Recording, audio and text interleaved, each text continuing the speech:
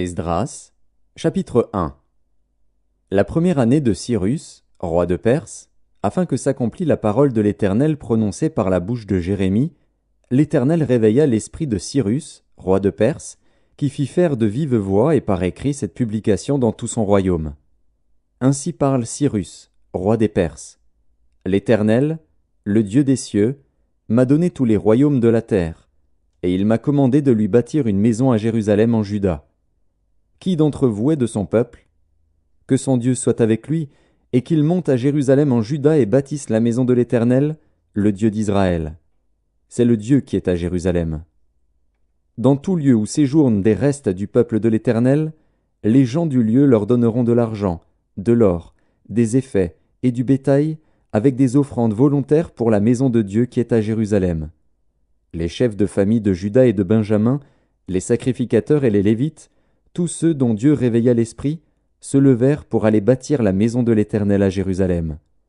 Tous leurs alentours leur donnèrent des objets d'argent, de l'or, des effets, du bétail et des choses précieuses, outre toutes les offrandes volontaires. Le roi Cyrus rendit les ustensiles de la maison de l'Éternel que Nebuchadnezzar avait emportés de Jérusalem et placés dans la maison de son Dieu. Cyrus, roi de Perse, les fit sortir par Mithrédate, le trésorier, qui les remit à Sheshbatsar, prince de Juda. En voici le nombre: 30 bassins d'or, 1000 bassins d'argent, 29 couteaux, 30 coupes d'or, 410 coupes d'argent de second ordre, 1000 autres ustensiles. Tous les objets d'or et d'argent étaient au nombre de 5400. Sheshbatsar emporta le tout de Babylone à Jérusalem au retour de la captivité. Esdras, chapitre 2. Voici ceux de la province qui revinrent de l'exil, ceux que Nebuchadnezzar, roi de Babylone, avait emmenés captifs à Babylone et qui retournèrent à Jérusalem et en Juda, chacun dans sa ville. Ils partirent avec Zorobabel, Josué, Néhémie, Séraja, Réélaja, Mardoché, Bilshan, Mispar, Bigvaï, Réhum, Baana. Nombre des hommes du peuple d'Israël: les fils de Paréosh, 2172. Les fils de Shéphasia, 372. Les fils d'Arash, 775. Les fils de Pachat-Moab, des fils de Josué et de Joab, 2812. Les fils d'Élam, 1254. Les fils de Tzatu, 945. Les fils de Tzakaï, 760. Les fils de Bani, 642. Les fils de Bébaï, 623. Les fils d'Asgad, 1222. Les fils d'Adonikam, 666. Les fils de Bigvaï, 2056. Les fils d'Adin, 454. Les fils d'Ater, de la famille d'Ézéchias, 98. Les fils de Betsaï, 323. Les fils de Jora, 112. Les fils de Hachem, 223. Les fils de Gibar, 95. Les fils de Bethléem, 123. Les gens de Netopha, 56. Les gens d'Anatoth, 128. Les fils d'Azmavet, 42. Les fils de Kirjat-Harim, de Képhira et de Béhéroth, 743. Les fils de Rama et de Geba, 621. Les gens de Mikmas, 122. Les gens de Béthel et d'Aï, 223. Les fils de Nebo, 52. Les fils de Magbish, 156. Les fils de l'autre Élam, 1254. Les fils de Harim, 320. Les fils de Lod, de Hadid et d'Ono, 725. Les fils de Jéricho, 345. Les fils de Sénaa, 3630. Sacrificateurs: les fils de Jedaéja, de la maison de Josué, 973. Les fils d'Imer, 1052. Les fils de Pashur, 1247. Les fils de Harim, 1017. Lévites: les fils de Josué et de Kadmiel, des fils d'Odavia, 74. Chantres: les fils d'Azaph, 128. Fils des portiers: les fils de Shalom, les fils d'Ater, les fils de Talmon, les fils d'Akub, les fils de Hatita, les fils de Shobaï, en tout 139. Néthiniens, les fils de Tsisha, les fils de Hasufa, les fils de Tabaoth, les fils de Kéros, les fils de Sia, les fils de Padon, les fils de Lebana, les fils de Hagaba, les fils d'Akub, les fils de Hagab, les fils de Shamlaï, les fils de Hanan, les fils de Guidel, les fils de Gachar, les fils de Réaja, les fils de Retsin, les fils de Nekoda, les fils de Gazam, les fils d'Uzza, les fils de Pazéar, les fils de Bézaï, les fils d'Azna, les fils de Méunim, les fils de Néphusim, les fils de Bakbuk, les fils de Hakufa, les fils de Harur, les fils de Batslut, les fils de Mehida, les fils de Harsha, les fils de Barkos, les fils de Sisera, les fils de Tamar, les fils de Netziar, les fils de Hatifa. Fils des serviteurs de Salomon, les fils de Sotaï, les fils de Sophéret, les fils de Péruda, les fils de Jaala, les fils de Darkon, les fils de Guidel, les fils de Shéphasia, les fils de Hatil, les fils de Pokeret Hatsebaïm, les fils d'Ami. Total des Néthiniens et des fils des serviteurs de Salomon, 392. Voici ceux qui partirent de Tel Mélar, de Tel Harsha, de Kérub Adan, et qui ne purent pas faire connaître leur maison paternelle et leur race, pour prouver qu'ils étaient d'Israël. Les fils de Délaja, les fils de Tobija, les fils de Nekoda, 652. Et parmi les fils des sacrificateurs, les fils de Habaja, les fils d'Akots, les fils de Barzilaï, qui avaient pris pour femme une des filles de Barzilaï, le Galaadite, et fut appelé de leur nom. Ils cherchèrent leur titre généalogique, mais ils ne les trouvèrent point. On les exclut du sacerdoce, et le gouverneur leur dit de ne pas manger des choses très saintes jusqu'à ce qu'un sacrificateur ait consulté l'Urim et le Tumim. L'assemblée tout entière était de 42 360 personnes, sans compter leurs serviteurs et leurs servantes, au nombre de 7 337. Parmi eux se trouvaient 200 chantres et chanteuses. Ils avaient 736 chevaux, 245 mulets, 435 chameaux et 6720 ânes. Plusieurs des chefs de famille, à leur arrivée vers la maison de l'Éternel à Jérusalem, firent des offrandes volontaires pour la maison de Dieu, afin qu'on la rétablît sur le lieu où elle avait été. Ils donnèrent au trésor de l'œuvre, selon leurs moyens, 61 000 dariquets d'or, 5 000 mines d'argent et 100 tuniques sacerdotales. Les sacrificateurs et les Lévites, les gens du peuple, les chantres, les portiers et les Néthiniens s'établirent dans leurs villes. Tout Israël habita dans ces villes. Esdras, chapitre 3. Le 7e mois arriva, et les enfants d'Israël étaient dans leurs villes. Alors le peuple s'assembla comme un seul homme à Jérusalem. Josué, fils de Jotsadak, avec ses frères les sacrificateurs, et Zorobabel, fils de Shealtiel, avec ses frères, se levèrent et bâtirent l'autel du Dieu d'Israël, pour y offrir des holocaustes, selon ce qui est écrit dans la loi de Moïse, homme de Dieu. Ils rétablirent l'autel sur ses fondements, quoiqu'ils eussent à craindre les peuples du pays, et ils y offrirent des holocaustes à l'Éternel, les holocaustes du matin et du soir. Ils célébrèrent la fête des tabernacles, comme il est écrit, et ils offrirent jour par jour des holocaustes, selon le nombre ordonné pour chaque jour. Après cela, ils offrirent l'holocauste perpétuel, les holocaustes des nouvelles lunes et de toutes les solennités consacrées à l'Éternel, et ceux de quiconque faisait des offrandes volontaires à l'Éternel.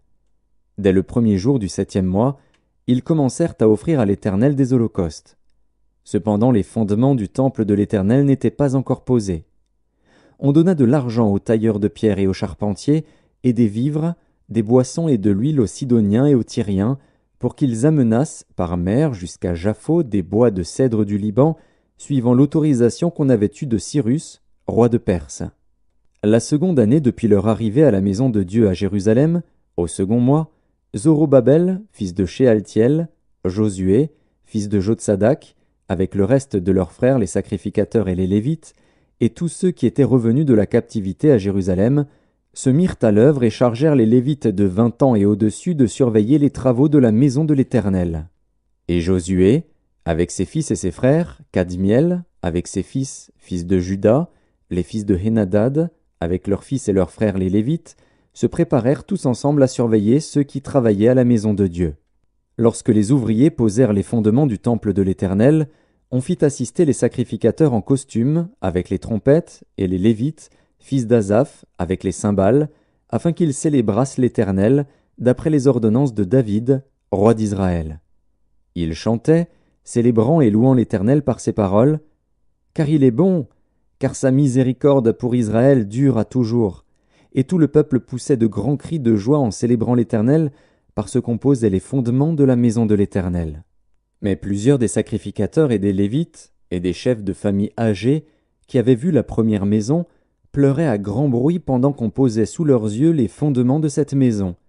Beaucoup d'autres faisaient éclater leur joie par des cris, en sorte qu'on ne pouvait distinguer le bruit des cris de joie d'avec le bruit des pleurs parmi le peuple, car le peuple poussait de grands cris dont le son s'entendait au loin. Esdras, chapitre 4. Les ennemis de Juda et de Benjamin apprirent que les fils de la captivité bâtissaient un temple à l'Éternel, le Dieu d'Israël. Ils vinrent auprès de Zorobabel et des chefs de famille, et leur dirent « Nous bâtirons avec vous, car, comme vous, nous invoquons votre Dieu, et nous lui offrons des sacrifices depuis le temps d'Esaradon, roi d'Assyrie, qui nous a fait monter ici. » Mais Zorobabel, Josué, et les autres chefs des familles d'Israël leur répondirent « Ce n'est pas à vous et à nous de bâtir la maison de notre Dieu. Nous la bâtirons nous seuls à l'Éternel, le Dieu d'Israël, comme nous l'a ordonné le roi Cyrus, roi de Perse. » Alors les gens du pays découragèrent le peuple de Juda. Ils l'intimidèrent pour l'empêcher de bâtir, et ils gagnèrent à prix d'argent des conseillers pour faire échouer son entreprise. Il en fut ainsi pendant toute la vie de Cyrus, roi de Perse, et jusqu'au règne de Darius, roi de Perse. Sous le règne d'Assuérus, au commencement de son règne, ils écrivirent une accusation contre les habitants de Juda et de Jérusalem. Et du temps d'Artaxercès, Bishlam, Mithrédas, Tabil et le reste de leurs collègues écrivirent à Artaxercès, roi de Perse. La lettre fut transcrite en caractère araméen et traduite en araméen. Réhum, gouverneur, et Shimshaï, secrétaire, écrivirent au roi Artaxercès la lettre suivante concernant Jérusalem. Réhum, gouverneur, Shimshaï, secrétaire, et le reste de leurs collègues, ceux de Din, d'Arpharsatak, de Tarpel, d'Apharas, d'Érec, de Babylone, de Suse, de Déa, d'Élam, et les autres peuples que le grand et illustre Osnappar a transportés et établis dans la ville de Samarie et autres lieux de ce côté du fleuve, etc. C'est ici la copie de la lettre qu'ils envoyèrent au roi Artaxercès. Tes serviteurs, les gens de ce côté du fleuve, etc. Que le roi sache que les Juifs partis de chez toi et arrivés parmi nous à Jérusalem rebâtissent la ville rebelle et méchante, en relèvent les murs et en restaurent les fondements. Que le roi sache donc que, si cette ville est rebâtie et si ses murs sont relevés, ils ne payeront ni tribut, ni impôts, ni droit de passage, et que le trésor royal en souffrira. Or, comme nous mangeons le sel du palais et qu'il ne nous paraît pas convenable de voir mépriser le roi, nous envoyons au roi ces informations. Qu'on fasse des recherches dans le livre des mémoires de tes pères, et tu trouveras et verras dans le livre des mémoires que cette ville est une ville rebelle, funeste au roi et aux provinces, et qu'on s'y est livré à la révolte dès les temps anciens. C'est pourquoi cette ville a été détruite. Nous faisons savoir au roi que, si cette ville est rebâtie et si ses murs sont relevés, par cela même tu n'auras plus de possession de ce côté du fleuve. Réponse envoyée par le roi à Réhum, gouverneur, à Shimshaï, secrétaire, et au reste de leurs collègues, demeurant à Samarie et autres lieux de l'autre côté du fleuve. Salut, etc. La lettre que vous nous avez envoyée a été lue exactement devant moi. J'ai donné ordre de faire des recherches, et l'on a trouvé que dès les temps anciens cette ville s'est soulevée contre les rois, et qu'on s'y est livré à la sédition et à la révolte. Il y eut à Jérusalem des rois puissants, maîtres de tout le pays de l'autre côté du fleuve, et auxquels on payait tribut, impôts et droits de passage. En conséquence, ordonnez de faire cesser les travaux de ces gens, afin que cette ville ne se rebâtisse point avant une autorisation de ma part. Gardez-vous de mettre en cela de la négligence, de peur que le mal n'augmente au préjudice des rois. » Aussitôt que la copie de la lettre du roi Artaxercès eut été lue devant Réhum, Shimshaï, le secrétaire, et leurs collègues, ils allèrent en hâte à Jérusalem vers les Juifs et firent cesser leurs travaux par violence et par force. Alors s'arrêta l'ouvrage de la maison de Dieu à Jérusalem, et il fut interrompu jusqu'à la seconde année du règne de Darius, roi de Perse. Esdras, chapitre 5. Agé, le prophète, et Zacharie, fils d'Iddo, le prophète, prophétisèrent aux Juifs qui étaient en Juda et à Jérusalem au nom du Dieu d'Israël. Alors Zorobabel, fils de Shealtiel, et Josué, fils de Jotsadak, se levèrent et commencèrent à bâtir la maison de Dieu à Jérusalem. Et avec eux étaient les prophètes de Dieu qui les assistaient. Dans ce même temps, Tatnaï, gouverneur de ce côté du fleuve, Shethar-Boznaï et leurs collègues, vinrent auprès d'eux et leur parlèrent ainsi. « Qui vous a donné l'autorisation de bâtir cette maison et de relever ses murs ?» Ils leur dirent encore, « Quels sont les noms des hommes qui construisent cet édifice ?» Mais l'œil de Dieu veillait sur les anciens des Juifs, et on laissa continuer les travaux pendant l'envoi d'un rapport à Darius et jusqu'à la réception d'une lettre sur cet objet. Copie de la lettre envoyée au roi Darius par Tatnaï, gouverneur de ce côté du fleuve. Shethar-Boznaï et leurs collègues d'Apharzak, demeurant de ce côté du fleuve. Ils lui adressèrent un rapport ainsi conçu. « Ô roi Darius, salut. Que le roi sache que nous sommes allés dans la province de Juda, à la maison du grand Dieu. Elle se construit en pierre de taille, et le bois se pose dans les murs. Le travail marche rapidement et réussit entre leurs mains. Nous avons interrogé les anciens, et nous leur avons ainsi parlé. Qui vous a donné l'autorisation de bâtir cette maison et de relever ses murs ? Nous leur avons aussi demandé leurs noms pour te les faire connaître, et nous avons mis par écrit les noms des hommes qui sont à leur tête. Voici la réponse qu'ils nous ont faite. Nous sommes les serviteurs du Dieu des cieux et de la terre, et nous rebâtissons la maison qui avait été construite il y a bien des années. Un grand roi d'Israël l'avait bâtie et achevée. Mais après que nos pères eurent irrité le Dieu des cieux, il les livra entre les mains de Nebuchadnezzar, roi de Babylone, le Chaldéen, qui détruisit cette maison et emmena le peuple captif à Babylone.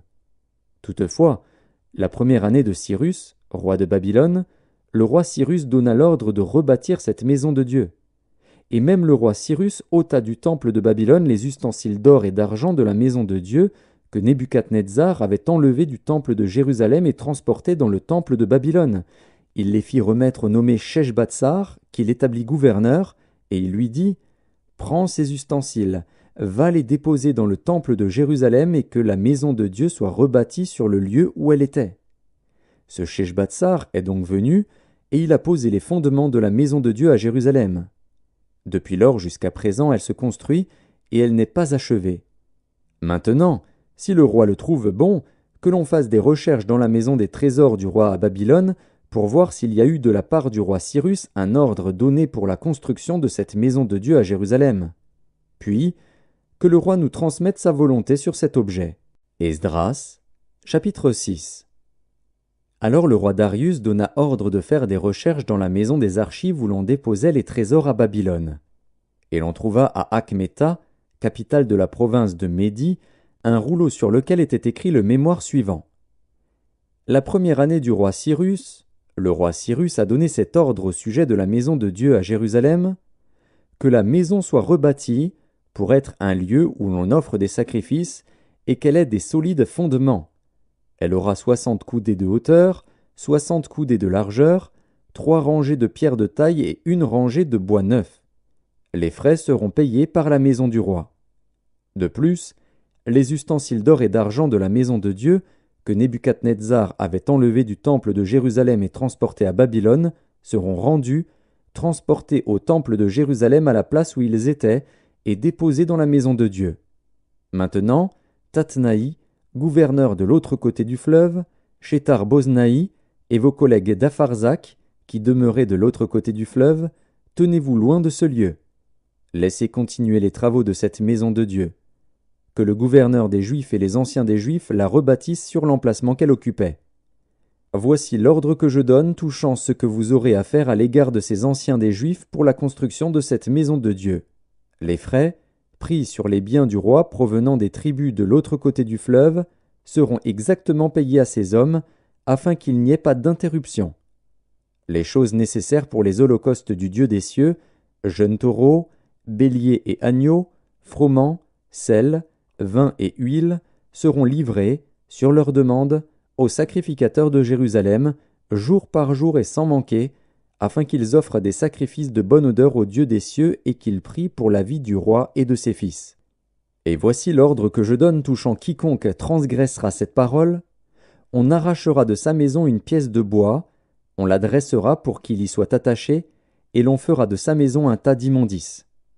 Que le Dieu qui fait résider en ce lieu son nom renverse tout roi et tout peuple qui étendrait la main pour transgresser ma parole, pour détruire cette maison de Dieu à Jérusalem. Moi, Darius, j'ai donné cet ordre, qu'il soit ponctuellement exécuté. Tatnaï, gouverneur de ce côté du fleuve, Shethar-Boznaï et leurs collègues se conformèrent ponctuellement à cet ordre que leur envoya le roi Darius. Et les anciens des Juifs bâtirent avec succès, selon les prophéties d'Agé, le prophète, et de Zacharie, fils d'Iddo, ils bâtirent et achevèrent, d'après l'ordre du Dieu d'Israël et d'après l'ordre de Cyrus, de Darius et d'Artaxercès, roi de Perse. La maison fut achevée le 3e jour du mois d'Adar, dans la 6e année du règne du roi Darius. Les enfants d'Israël, les sacrificateurs et les Lévites, et le reste des fils de la captivité firent avec joie la dédicace de cette maison de Dieu. Ils offrirent, pour la dédicace de cette maison de Dieu, 100 taureaux, 200 béliers, 400 agneaux et, comme victime expiatoire pour tout Israël, 12 boucs, d'après le nombre des tribus d'Israël. Ils établirent les sacrificateurs selon leur classe et les Lévites selon leur division pour le service de Dieu à Jérusalem, comme il est écrit dans le livre de Moïse. Les fils de la captivité célébrèrent la Pâque le 14e jour du 1er mois. Les sacrificateurs et les Lévites s'étaient purifiés de concert, tous étaient purs. Ils immolèrent la Pâque pour tous les fils de la captivité, pour leurs frères les sacrificateurs, et pour eux-mêmes. Les enfants d'Israël revenus de la captivité mangèrent la Pâque, avec tous ceux qui s'étaient éloignés de l'impureté des nations du pays et qui se joignirent à eux pour chercher l'Éternel, le Dieu d'Israël. Ils célébrèrent avec joie pendant 7 jours la fête des pains sans levain, car l'Éternel les avait réjouis en disposant le roi d'Assyrie à les soutenir dans l'œuvre de la maison de Dieu, du Dieu d'Israël. Esdras, chapitre 7.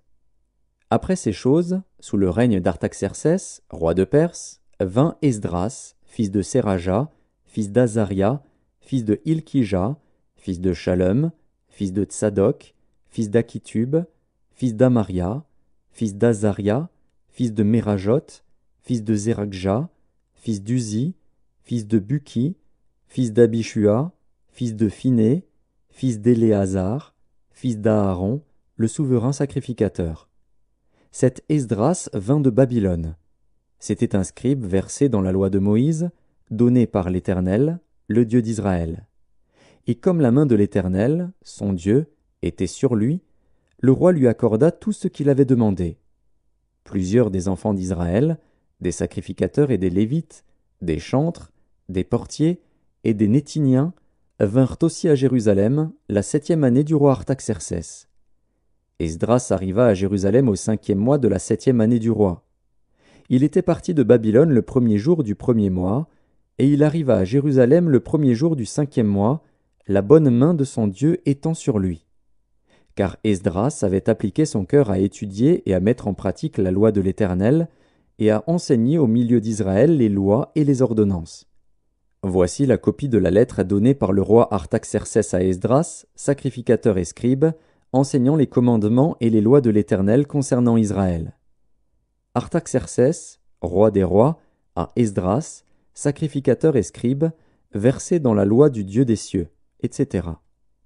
J'ai donné ordre de laisser aller tous ceux du peuple d'Israël, de ses sacrificateurs et de ses Lévites, qui se trouvent dans mon royaume, et qui sont disposés à partir avec toi pour Jérusalem. Tu es envoyé par le roi et ses 7 conseillers pour inspecter Juda et Jérusalem d'après la loi de ton Dieu, laquelle est entre tes mains, et pour porter l'argent et l'or que le roi et ses conseillers ont généreusement offert au Dieu d'Israël, dont la demeure est à Jérusalem, tout l'argent et l'or que tu trouveras dans toute la province de Babylone, et les dons volontaires faits par le peuple et les sacrificateurs pour la maison de leur Dieu à Jérusalem. En conséquence, tu auras soin d'acheter avec cet argent des taureaux, des béliers, des agneaux, et ce qui est nécessaire pour les offrandes et les libations, et tu les offriras sur l'autel de la maison de votre Dieu à Jérusalem. Vous ferez avec le reste de l'argent et de l'or ce que vous jugerez bon de faire, toi et tes frères, en vous conformant à la volonté de votre Dieu. Dépose devant le Dieu de Jérusalem les ustensiles qui te sont remis pour le service de la maison de ton Dieu. Tu tireras de la maison des trésors du roi ce qu'il faudra pour les autres dépenses que tu auras à faire concernant la maison de ton Dieu. Moi, le roi Artaxercès, je donne l'ordre à tous les trésoriers de l'autre côté du fleuve de livrer exactement à Esdras, sacrificateur et scribe, versé dans la loi du Dieu des cieux, tout ce qu'il vous demandera, jusqu'à 100 talents d'argent, 100 corps de froment, 100 battes de vin, 100 battes d'huile et du sel à discrétion. Que tout ce qui est ordonné par le Dieu des cieux se fasse ponctuellement pour la maison du Dieu des cieux, afin que sa colère ne soit pas sur le royaume, sur le roi et sur ses fils. Nous vous faisons savoir qu'il ne peut être levé ni tribut, ni impôt, ni droit de passage sur aucun des sacrificateurs, des Lévites, des chantres, des portiers, des Néthiniens et des serviteurs de cette maison de Dieu. Et toi, Esdras, selon la sagesse de Dieu que tu possèdes, établis des juges et des magistrats qui rendent la justice à tout le peuple de l'autre côté du fleuve, à tous ceux qui connaissent les lois de ton Dieu, et fais-les connaître à ceux qui ne le connaissent pas. Quiconque n'observera pas ponctuellement la loi de ton Dieu et la loi du roi sera condamné à la mort, au bannissement, à une amende ou à la prison. Béni soit l'Éternel, le Dieu de nos pères, qui a disposé le cœur du roi à glorifier ainsi la maison de l'Éternel à Jérusalem, et qui m'a rendu l'objet de la bienveillance du roi, de ses conseillers et de tous ses puissants chefs. Fortifié par la main de l'Éternel, mon Dieu, qui était sur moi, j'ai rassemblé les chefs d'Israël, afin qu'ils partissent avec moi. Esdras, chapitre 8. Voici les chefs de famille et les généalogies de ceux qui montèrent avec moi de Babylone, sous le règne du roi Artaxercès. Des fils de Phiné, Gershom. Des fils d'Ithamar, Daniel.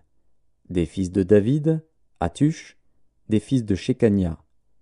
Des fils de Paréosh, Zacharie, et avec lui 150 mâles enregistrés. Des fils de Pachat-Moab, Eljoénaï, fils de Jérakja, et avec lui 200 mâles. Des fils de Shekania, le fils de Jacaziel, et avec lui 300 mâles. Des fils d'Adin, Ebed, fils de Jonathan, et avec lui 50 mâles. Des fils d'Élam, Ésaïe, fils d'Atalia, et avec lui 70 mâles. Des fils de Shéphasia, Zébadia, fils de Michaël, et avec lui 80 mâles. Des fils de Joab, Abdias, fils de Jéhiel, et avec lui 218 mâles. Des fils de Shélomis, le fils de Josiphia, et avec lui 160 mâles. Des fils de Bébaï, Zacharie, fils de Bébaï, et avec lui 28 mâles. Des fils d'Asgad, Jochanan, fils d'Akatan, et avec lui 110 mâles. Des fils d'Adonikam, les derniers, dont voici les noms, Éliphélet, Jéhiel et Shemaéja, et avec eux 60 mâles. Des fils de Bigvaï, Utaï et Zabud, et avec eux 70 mâles. Je les rassemblai près du fleuve qui coule vers Ahava, et nous campâmes là 3 jours. Je dirigeais mon attention sur le peuple et sur les sacrificateurs, et je ne trouvais là aucun des fils de Lévi. Alors je fis appeler les chefs Éliézer, Ariel, Shemaéja, Elnathan, Jarib, Elnathan, Nathan, Zacharie et Meshulam, et les docteurs Jojarib et Elnathan. Je les envoyai vers le chef Iddo, demeurant à Casifia, et je mis dans leur bouche ce qu'ils devaient dire à Iddo et à ses frères les Néthiniens qui étaient à Casifia, afin qu'ils nous amenassent des serviteurs pour la maison de notre Dieu. Et, comme la bonne main de notre Dieu était sur nous, ils nous amenèrent Chérébia, homme de sens, d'entre les fils de Machli, fils de Lévi, fils d'Israël, et avec lui ses fils et ses frères, au nombre de 18. Achabia, et avec lui Ésaïe, d'entre les fils de Mérari, ses frères et leurs fils, au nombre de 20. Et d'entre les Néthiniens, que David et les chefs avaient mis au service des Lévites, 220 Néthiniens, tous désignés par leur nom.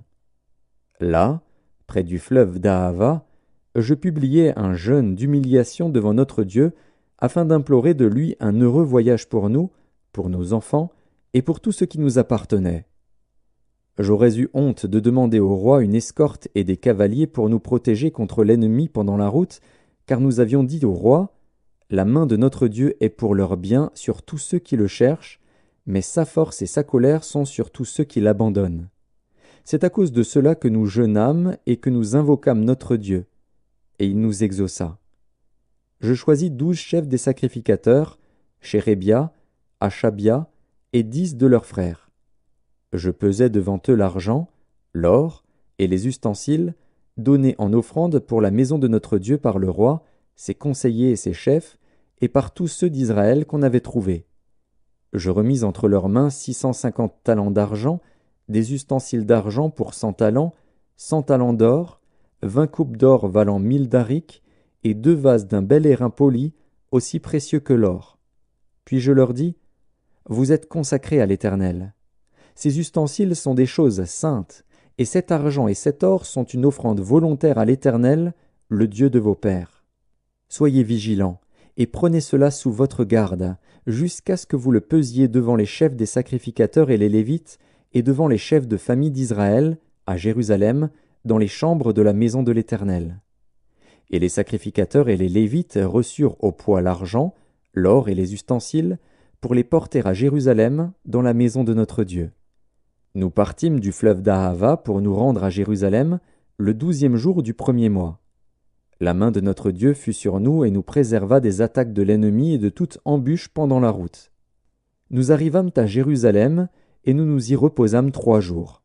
Le 4e jour, nous pesâmes dans la maison de notre Dieu l'argent, l'or et les ustensiles que nous remîmes à Mérémoth, fils d'Uri, le sacrificateur.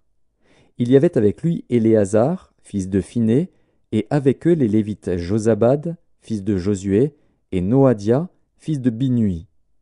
Le tout ayant été vérifié, soit pour le nombre, soit pour le poids, on mit alors par écrit le poids du tout.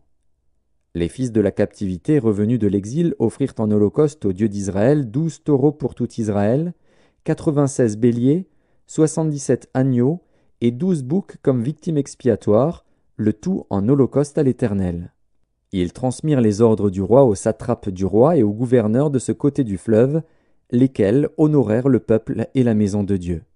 Esdras, chapitre 9. Après que cela fut terminé, les chefs s'approchèrent de moi en disant, « Le peuple d'Israël, les sacrificateurs et les Lévites ne se sont point séparés des peuples de ces pays, et ils imitent leurs abominations, celles des Cananéens, des Hétiens, des Phéréziens, des Jébusiens, des Ammonites, des Moabites, des Égyptiens et des Amoréens. Car ils ont pris de leurs filles pour eux et pour leurs fils, et ont mêlé la race sainte avec les peuples de ces pays. Et les chefs et les magistrats ont été les premiers à commettre ce péché. Lorsque j'entendis cela, je déchirai mes vêtements et mon manteau, je m'arrachai les cheveux de la tête et les poils de la barbe, et je m'assis désolé. Auprès de moi s'assemblèrent tous ceux que faisaient trembler les paroles du Dieu d'Israël, à cause du péché des fils de la captivité. Et moi, je restai assis et désolé, jusqu'à l'offrande du soir. Puis, au moment de l'offrande du soir, je me levai du sein de mon humiliation, avec mes vêtements et mon manteau déchirés. Je tombai à genoux, j'étendis les mains vers l'Éternel, mon Dieu. Et je dis, « Mon Dieu, je suis dans la confusion, et j'ai honte, ô mon Dieu, de lever ma face vers toi. Car nos iniquités se sont multipliées par-dessus nos têtes, et nos fautes ont atteint jusqu'aux cieux. Depuis les jours de nos pères, nous avons été grandement coupables jusqu'à ce jour, et c'est à cause de nos iniquités que nous avons été livrés, nous, nos rois et nos sacrificateurs, aux mains des rois étrangers, à l'épée, à la captivité, au pillage et à la honte qui couvre aujourd'hui notre visage. Et cependant l'Éternel, notre Dieu, vient de nous faire grâce en nous laissant quelques réchappés et en nous accordant un abri dans son saint lieu, afin d'éclaircir nos yeux et de nous donner un peu de vie au milieu de notre servitude. Car nous sommes esclaves, mais Dieu ne nous a pas abandonnés dans notre servitude. Il nous a rendus les objets de la bienveillance des rois de Perse, pour nous conserver la vie afin que nous puissions bâtir la maison de notre Dieu et en relever les ruines, et pour nous donner une retraite en Juda et à Jérusalem. Maintenant, que dirons-nous après cela, ô notre Dieu? Car nous avons abandonné tes commandements, que tu nous avais prescrits par tes serviteurs les prophètes, en disant: le pays dans lequel vous entrez pour le posséder est un pays souillé par les impuretés des peuples de ces contrées, par les abominations dont ils l'ont rempli d'un bout à l'autre avec leurs impuretés. Ne donnez donc point vos filles à leurs fils, et ne prenez point leurs filles pour vos fils, et n'ayez jamais souci ni de leur prospérité ni de leur bien-être, et ainsi vous deviendrez forts. Vous mangerez les meilleures productions du pays, et vous le laisserez pour toujours en héritage à vos fils.